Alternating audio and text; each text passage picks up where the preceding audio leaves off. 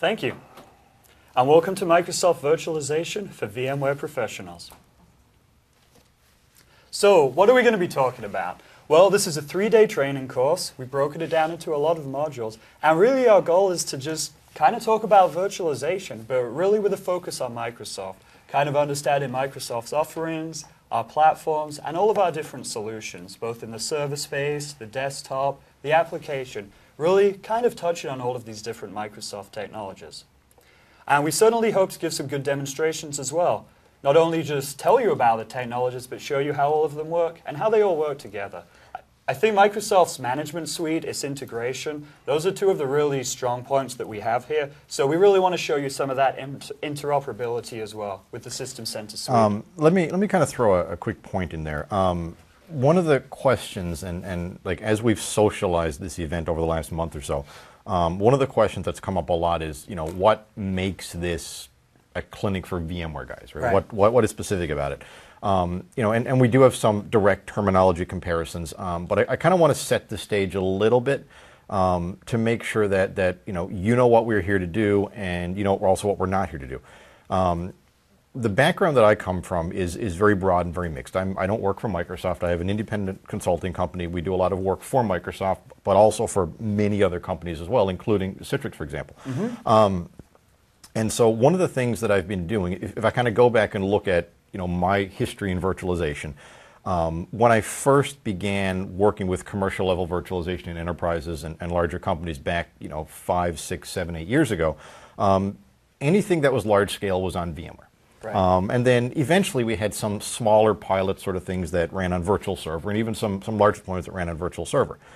As we moved forward and Hyper-V began to be released, the first release of Hyper-V admittedly was lacking in a couple of key areas, and it was questioned for enterprise readiness because of some of the key features. It was kind of fell short on. I don't know if that's the right term to use, but that weren't there in that first release. Sure. You've got to kind of draw a line in the sand at some stage, and they did that, and some of the features weren't there in the first release. But as we've kind of come forward, there's been a big change in the way that my customers are approaching this. Initially it was, if I'm virtualizing, it's going on VMware, and there was a little bit of other things everywhere else. About 2 years ago, I started working very heavily in VDI. And so that put me on a Xen platform primarily. And so we did a lot of work on Xen platform. Primarily Xen desktop running on Xen servers. One of the things that I've begun doing in the last couple of years as well is working with Microsoft and Citrix jointly on some of their partnership initiatives. And so we went around the country for roughly the last 18 months doing kind of readiness clinics, if you would.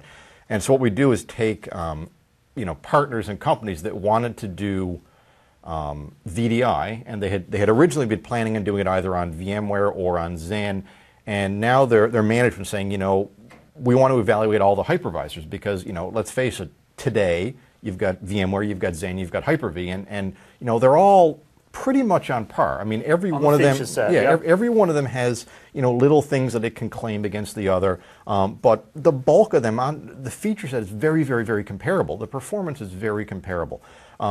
It comes down to factors beyond what we would have traditionally thought. If you look back at VMware versus virtual server back in those days.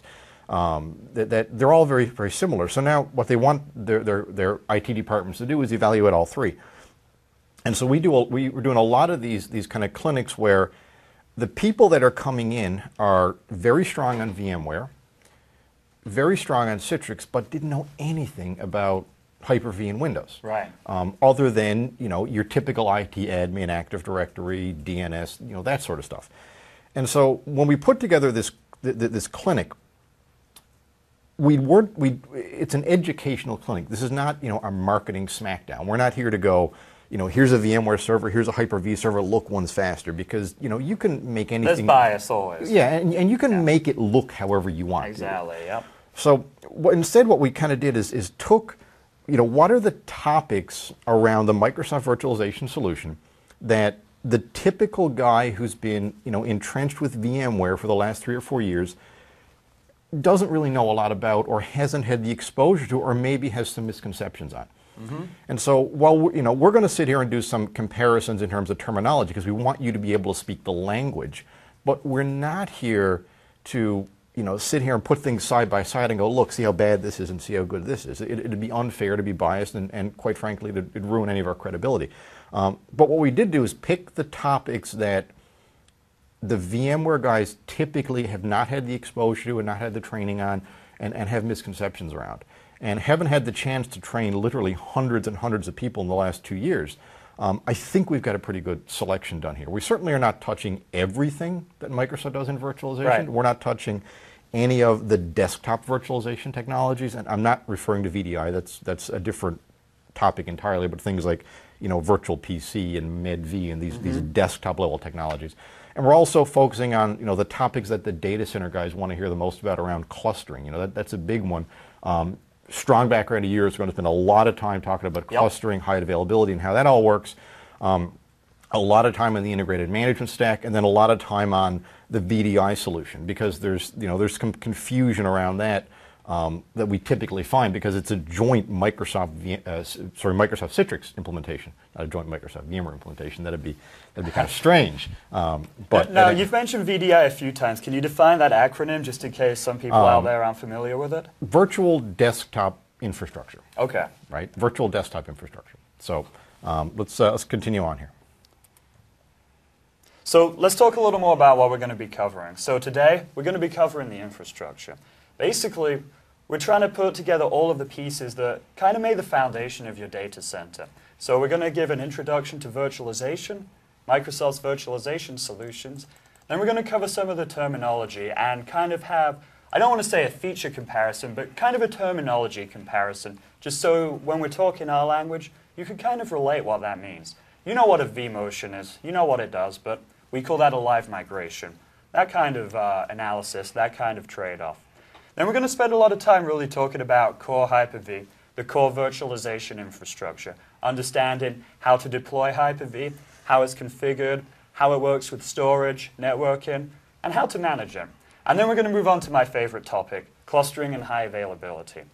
I spent 4 years on the cluster team as one of the designers of many of the features, so it's my baby and I love it. So we're going to spend a couple hours talking about all of that. Now, why is that important? Well, high availability is putting all the pieces together, is connecting all of the servers, making sure that they can interact with each other. And really, that gives you the VM mobility. It allows you to move your virtual machines around the entire data center with no downtime. So it's a very critical piece of having this virtualized, this dynamic data center, this private cloud that a lot of people are talking about.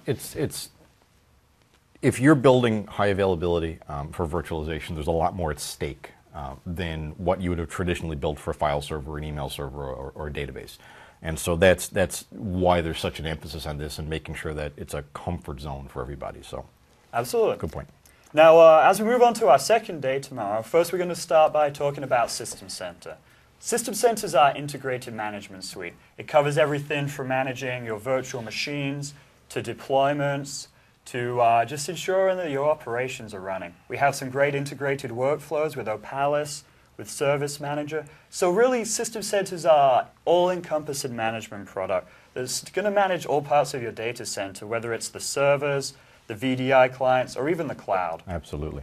Module 7, if you look at the timing of this particular event, it's the week following MMS, and it was done that way deliberately because we can actually now officially talk about VMM 2012. And it's awesome. I can't wait. Yeah, there's such a phenomenal change from VMM 2008 to VMM 2012 in terms of the scope of what this product does, that it's critical in moving forward and looking at what Microsoft's strategy and solution is, that we take into consideration VMM 2012. So we've got quite a great deal of content specifically on that. So if you're tuned in for VMM 2012, we've got a couple of hours. We've got some pretty cool demos we're going to do.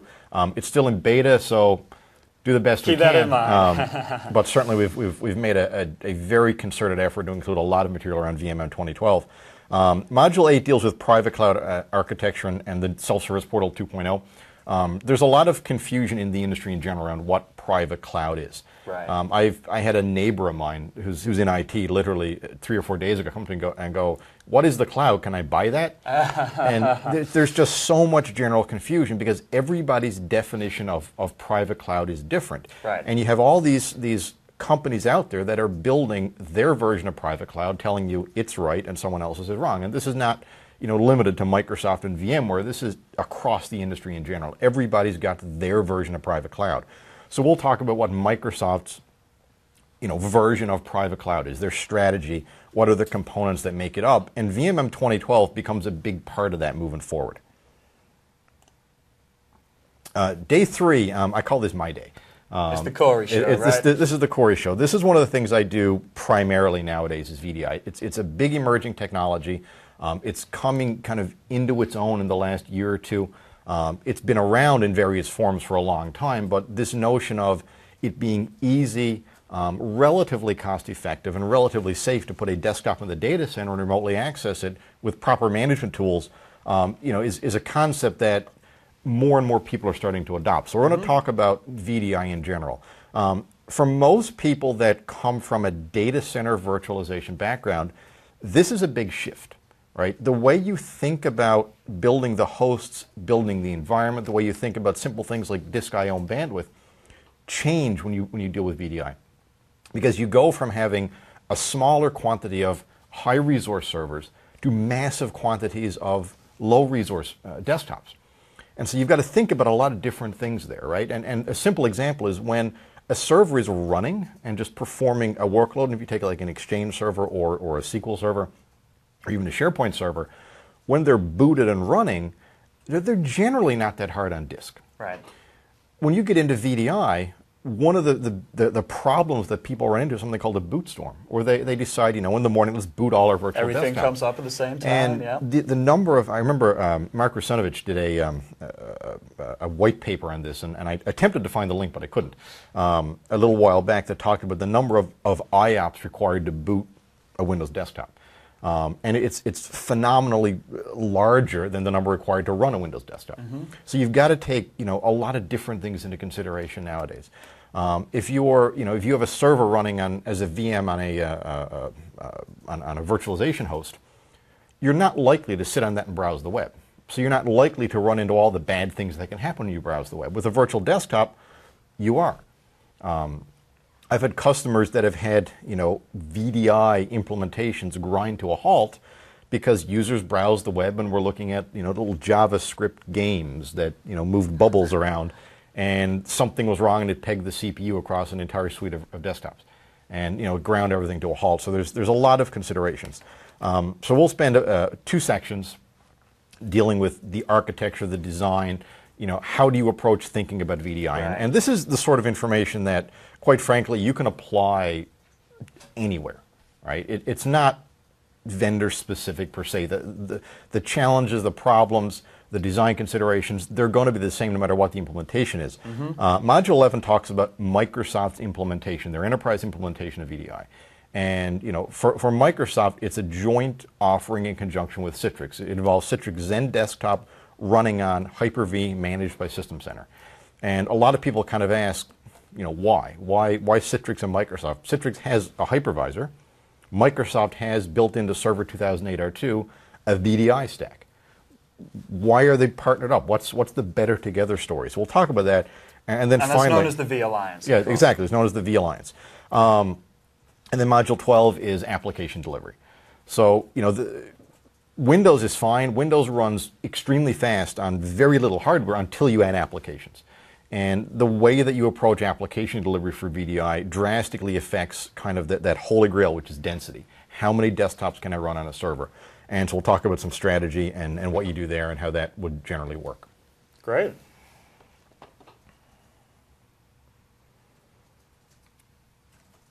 So why don't you tell more about our demo environment? You're the hardware guy. You set it up. You're the expert. Tell us about it. Absolutely. So we wanted to try and, a lot of times when people do these things, they grab a laptop and they throw some software on a laptop.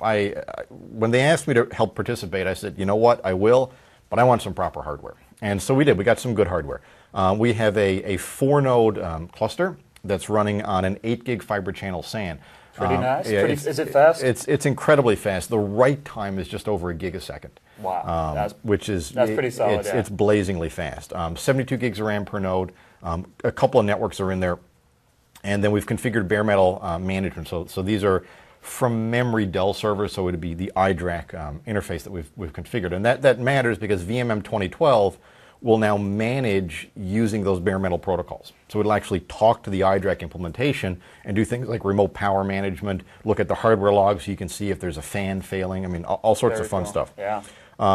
We're using a toolkit which is actually going to be available for partners in the near future called the Enterprise Reference Data Center. ERDC. Yeah, which is a collection of about 30 pre-configured VMs that represents, most of the System Center and Forefront product lines pre-configured, pre-installed, functional, ready to use. And it's designed for POCs and demos and, just to kind of get that integrated story off the ground because, you've done it, I've done it. It takes a long time to build complex infrastructure. Mm-hmm.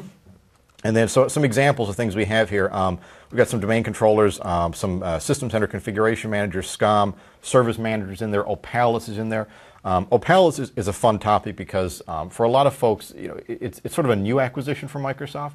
And a lot of the folks that traditionally work in data center automation are not necessarily as familiar with this. Right. But it's a phenomenal product. It's really cool, yeah. So we've got Operations Manager in there twice, apparently, according to the slide. Really only once. We've got Virtual Machine Manager and Data Protection Manager. Data Protection Manager in particular is set up right now protecting the cluster at the VM level. So it's actually integrated with Hyper-V, not with the guest. You can back up running VMs as well, exactly. Right? There's no downtime There's involved. no downtime, and you've got some pretty neat restore options, which we'll talk about when we do that particular section. The primary management layer is VMM 2012 right now. So we opted to just put that down. It's managing the cluster, managing all the machines in the cluster. And then we've got a Xen server because VMM 2012 will actually manage Xen. So we'll be taking a look at that a bit later on as well. Great. Well, I want to mention that all of these videos will be recorded and available for later viewing in the Microsoft Virtual Academy. Now, this was just launched last week during MMS conference, and it's basically a one-stop shop to go learn everything about virtualization. So if you want to take these courses again, if you want to learn more things, you want some strategy about private cloud, just go check it out. It's completely free. There's a built-in point system, so over time, the more courses you do, you can earn rewards. So it's just a really great way to just kind of understand all of Microsoft's offerings, both in the server area as well as the cloud. So check it out at microsoftvirtualacademy.com for more information. And again, it's completely free, so just sign up, check it out. And with that, we're going to wrap up the first module, and we're going to jump into module number 1 with our virtualization overview. Now, with this module, Virtualization Overview, essentially, we're just going to talk about Microsoft's strategy, Microsoft's vision of what virtualization means, from the desktop to the cloud to the data center. We don't really just focus on one area because virtualization, it's a large topic. It just covers everything that you have, all of the devices, all of the products, your whole data center. So really it's important just to kind of understand where we fit in, our strategy, and our approach.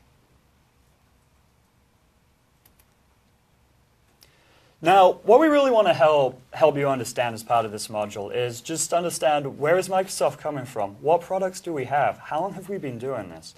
And while Hyper-V is somewhat new in the virtualization game, when we start to look at the feature set compared to Citrix, compared to VMware, it's pretty much a parity now. Now, that certainly wasn't the case, even 2 years ago, before Server 2008 R2 came out. There were admittedly some deficiencies, yeah, so it's really nice in this last release to kind of see it come up a little. Yeah, I think in Hyper-V R1, the big shortfall was around the area of high availability. And around the area of clustering, and it sort of hanging off of that was the notion of they didn't have live migration. So that particular feature set of live migration, cluster shared volumes, really elevated it quite a bit from R1 to R2. And a lot of the customers that I was dealing with at the time, that kind of said, "Yeah, fine, looks great. Talk to me at the next version." When that came along, the conversation moved along really, really quickly. Right. Obviously, with SP1 now introducing dynamic memory, that's another big feature set as well, and that's a feature that's particularly useful in VDI scenarios. And we're going to be talking more about dynamic memory in Module 3, and more about live migration and cluster shared volumes in Module 4. And those are our equivalents to vMotion and VMFS. Now, why Microsoft Virtualization? Okay, we're going to give a brief sales pitch, so bear with us, and then we're going to turn it all over on the technical side. Well, I realize you're using the term sales pitch. And it's important to note that, you know, a lot of people, when we come to these things, you know, they kind of got this bad vision in their head that, oh, you know, it's the marketing slide, then just tune out.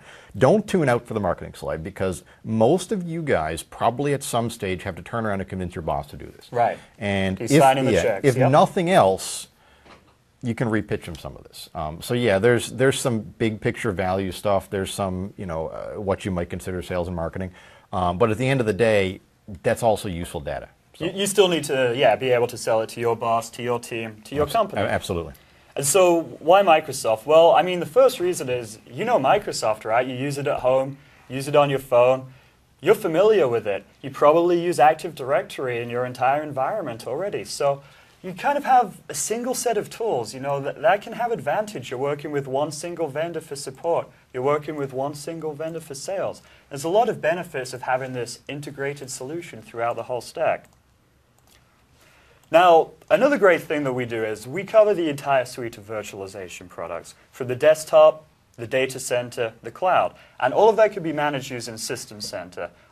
System Center is a great product. This past week, they just announced a lot of the 2012 releases at MMS. System Center Virtual Machine Manager, it's awesome, it rocks. You know, it's not just managing your VMs anymore, it's managing all of the resources. These resource pools can just create a cluster using VMM now. I mean, really cool integration there. Probably my single favorite feature, and I was privileged enough, I had VMM 2012 when it was in what was called Customer Technology Preview, which is the pre-beta version. And the first thing I did is I went into one of my data centers, and I'm looking through and I go, what's that feature?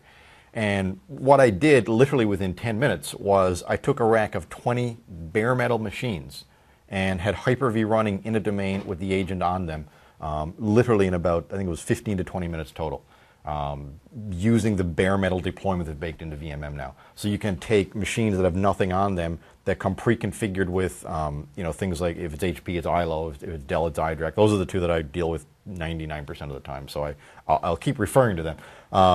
But certainly it will take bare metal machines, deploy the OS, right? So part of VMM is now deploying the hypervisor, not just deploying the agent that manages the hypervisor. Right. And that's a phenomenal capability that certainly we'll be taking a look at. Now, you know, back to the management, right? No, we're managing physical now, we're managing virtual, we're managing the apps in the guest. You know, I guess one of our big stories, right, we're not just about managing the server, right? We're about managing the apps, seeing what the apps are doing, monitoring the apps, making sure they're healthy. And not just based on the state of the server where we do changes, but based on how the app's doing. If it needs more resources, if you know, it's spiking on the server, we could go and move things around. So it's kind of that end-to-end management, you know, both the metal, the virtualization layer, as well as the app that I think really makes it a powerful story. Absolutely. And then, you know, I'm not a sales guy, so I'm going to avoid saying cost, but from the data that we've looked at, independent studies as well, people are saying that Microsoft Virtualization is a third the price to a sixth of the price. Now, that's pretty much all we're going to talk about as far as the financial data. Plenty of resources out there if you want to go and look into it, but we're technical guys. Let's focus on the technology for this presentation. So, as we look at the overview, we've kind of talked about this data center, desktop, the cloud. All of it encompassed by our management solution. And you know, just having this kind of single integrated story, I think gives you a lot of power, right? You're not going to all of these different vendors. You don't need all these different support contracts. You don't need to speak to all these different sales folks. Go to a single shop. Microsoft's going to take care of you. And so server virtualization, that's kind of my favorite. That's where I came from with the high availability, with the clustering background. And this is essentially just putting all of your servers in individual VMs. You get the benefits of isolation. You know, you get the benefits of just easy management, spinning up VMs, and with the System Center product, it was really initially designed for the server, so it's got great end-to-end management throughout that. Now, desktop virtualization, I'm going to turn that over to you. That's your specialty. It is, and I will say that what's on the slide there is desktop virtualization, not virtual desktop infrastructure. And so let's clarify that for a second. What most people think of as VDI involves taking, Windows 7, potentially Windows XP, although it should be Windows 7. Windows 7 is designed with VDI in mind. Putting it in a VM, putting it on a server, and then connecting to it with a remote protocol, be it ICA, RDP, or something else. Desktop virtualization is running a client-side virtual machine, so a virtual machine running on this laptop right here. And there are still use cases for that, and there are still companies that are doing that. They're primarily around compatibility. So if I want to deploy an application that simply will not run on Windows 7, but I still want Windows 7, I can run it within a VM running Windows XP, running on Windows 7. And there are tools like MedV that will streamline that across an enterprise. Now, we're not touching that. That's not within scope of what we're doing here. So you can certainly go learn more about it, but that's not one of the topics we're going to talk a lot about. Presentation virtualization is one. Now, when we talk about presentation virtualization, this is your traditional terminal server experience. Now, I'm going to use the term terminal server generically. It could be, remote desktop services, which is what it's called in R2. It could be, terminal service, which was what it was called previous to R2. Or it could be, if you're a Citrix deployment, it could be using a XenApp implementation for it. It doesn't matter. We'll just call it a terminal server. What's interesting about this is I'm seeing more terminal server deployments today as a result of the requests that come in for VDI. Really? It is. How come you're seeing that big increase? It's an interesting little scenario, because most people that come to me and say, hey, Corey, I've heard about this thing called VDI, I want VDI. When we sit down and do the business case analysis, VDI is not what they want. What they need is an application they can remote into somehow. Right. And they've seen VDI as the solution to that. Well, there's way simpler, easier, cheaper, and less complicated ways of achieving that than VDI. So it comes down to analyzing, what's the legitimate problem that they're trying to solve. And a lot of my, I want VDI questions wind up in a terminal server implementation of some sort, because it solves the same problem. And it does it with greater density and less complexity and a lower cost. So yeah, I've actually seen a bit of a resurgence of this in recent years as a spin-off of VDI and as an alternative to VDI for folks that think they want it, but the business case doesn't justify it. So tell me about application virtualization as well. Application virtualization, which in Microsoft the product is AppV, involves, and if you haven't played with this, it's a tricky concept. We'll be dealing with it as the very last module, this whole thing in 2 days from now, so on Thursday afternoon. And it's actually a topic that is very popular with the VDI industry and the folks that come in and are looking at doing VDI. And essentially what it means is, if you think back to the good old days, I'm going to reveal my age here, of like DOS. If you had DOS and you had a program, you had a little directory, and you had a program in there, and you wanted to copy the program to another computer, you just copied the directory, and you could actually go ahead and run the program. AppV is kind of getting you to almost that level of a state where you take an application, rather than installing the application in the machine, you install the application in an authoring workstation called a sequencer. And what it produces is a package that represents the installed application. That installed application is a folder, and you can put that folder on a machine and run the app. So it means people don't have to go install it locally. Exactly. Everywhere. It's completely disconnected from the OS. You can go in, delete it, remove it, reapply it, update it, have multiple versions of the same application at the same time. It was phenomenal. It was originally built for terminal server implementations, where I had a farm of terminal servers and I wanted to run multiple versions of Office. It was kind of like the original use case for this. So how do I run 2 versions of Office in isolation on the same machine and patch them in one location? Right. And so you take that, that's the model we see in VDI. You can also deliver it down to desktops as well. And there's a lot of other, it's a big solution that covers a lot of things.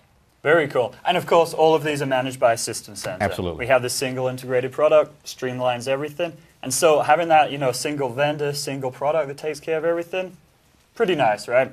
Absolutely. Pretty nice end-to-end story. So applications. Now, I think one of the important things about Microsoft and their solution, we don't just monitor the hardware, we don't just care about the hardware, the virtualization platform, but it's about the apps as well. Absolutely. I mean, if you go in there and you have an implementation that you've got to do, and it's, you know, it's an Exchange server. The suite of applications that you have within System Center doesn't care if it's a virtual Exchange server or a physical Exchange server. And that applies across the board. It doesn't matter. It's simply an implementation of Exchange. And it will work with it in the same way, interact with it in the same way, back it up in the same way, monitor it in the same way, regardless of where the application actually runs. So it's a huge benefit. It's a huge advantage that the way you look at both the hardware layer, the virtualization layer, the application layer, the end users, the desktops, doesn't change. The physical implementation, whether it's virtual or physical, becomes irrelevant. And I mean, I'll speak coming from the product team. It was absolutely critical for us when we were doing our development, when we were doing our design, that we didn't just test on bare metal. We had to test everything running in that virtualized environment as well. Because just having that great end-to-end story, you know, really you shouldn't care whether you're running on a physical server or running in a virtualized environment. It shouldn't matter to you, but it should work really well in both cases. You get back to the notion of, you know, we talk about private cloud a lot.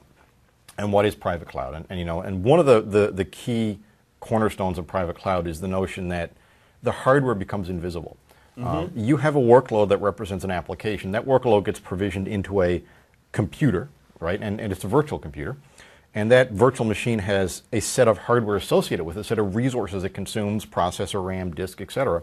But you don't know or care where that physically lives at any point in time. And you shouldn't, right? No, I mean, exactly. As we move to this private cloud idea, everything's under the covers. You just have your app, it just works. Once upon a time, you know, if you were an Exchange admin, you had to care about the hardware. If you were a SQL admin, you had to care about the hardware because you built the server, you built the OS, and a lot of times, you know, it was all part of your responsibility. Nowadays, it's separating it. It's creating this layer that's invisible to you that just represents resources you can consume. Absolutely. And I mean, Target, they just announced last week at MMS that they're going and deploying Hyper-V in over 1,700 stores, 15,000 VMs. So, I mean, that's a great proof of concept that we really do scale. And I mean, you know, we work well not just with our, you know, kind of end users, but really well with our partners as well. I think our interoperability story is really important. Yeah, one of the key things is that most of these products, they're not limited to a Hyper-V virtualization stack. That, you know, if it's a virtualization stack that's been approved, and there's a program called the Server Virtualization Validation Program, it's supported on, you know, any hypervisor virtualization stack that there is. So it's certainly, the flexibility is there. You're not required to run SQL on Hyper-V, for example. You can run SQL on VMware. You can run SQL on Xen if you want to. It's perfectly fine. From the standpoint of the application doesn't care. Very cool. And one thing we want to point out, you know, we do have a lot of additional resources out there. Our virtualization blogs, our TechNet library. Microsoft.com is one of the most visited sites on the internet. Oh, and it's running on Hyper-V, of course. Over 1 billion page requests a month. Well, so are MSDN and TechNet, if I'm not mistaken. Yes, they are, absolutely. So a lot of resources out there for you to use. We do have a lot of training as well. While there's the whole Microsoft Certified Professional program, Certified Admin, Certified Data Center Admin, so a lot of variety. So if you really want some training that also comes with an end credential, something nice that you can put on a resume, you know, something that you can leverage and actually use to try to advance your career. Absolutely. Microsoft Certification has a lot of offerings out there. So we're just going to wrap up this module. I mean, what are the key things that we wanted to point out here? Interoperability. We care not just about the platform, but about the apps. And virtualization, we manage everything, right? From the apps to the data center to the cloud. So a lot of variety. And just in case you're wondering, it gets a lot more technical from here. It does.